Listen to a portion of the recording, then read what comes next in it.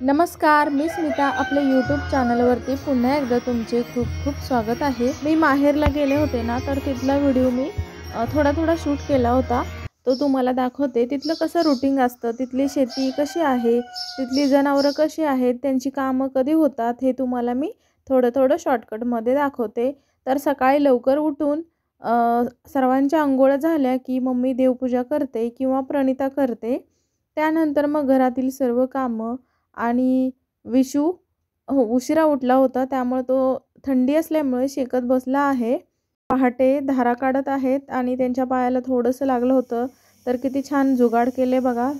Carry bag लावली आहे का तर शेण किंवा घाण जाऊ नये पायामध्ये, म्हणून त्यांनी त्या जखमेला काही होऊ नये म्हणून त्यांनी पिशवी बांधलेली आहे। आणि नंतर मम्मीने इकडं कोंबडा विकला आहे, म्हणजे 2 कोंबडे मम्मीने विकले आहेत त्या नानांना।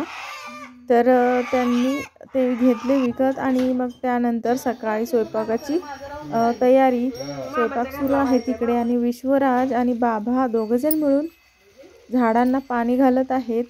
तर त्यांना खूप झाडांची आवड आहे, आम्हाला पण आहे।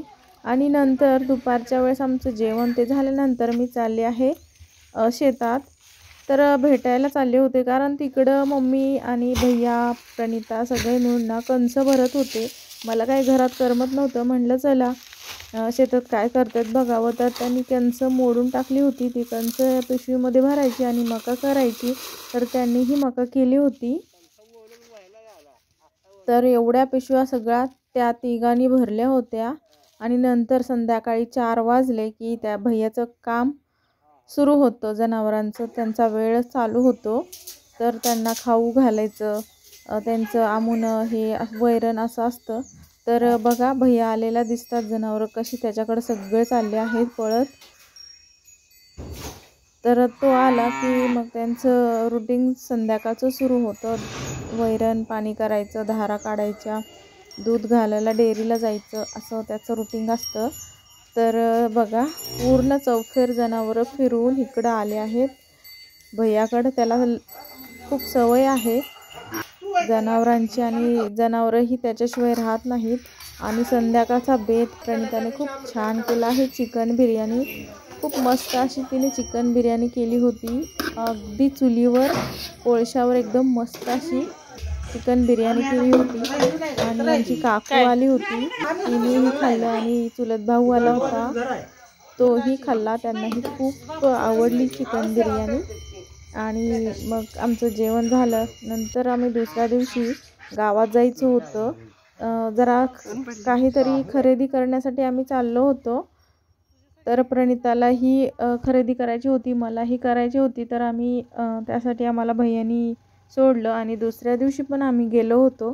तर सारखं दररोज गावात जायचं आणि काहीतरी घेऊन यायचं, काहीतरी राहायचं, असं चालू असतं माहेरी गेलं की। मग भैयाने आम्हाला घेऊन गेला आणि नंतर आमचं काम केलं आणि नंतर आम्ही माघारी आलो।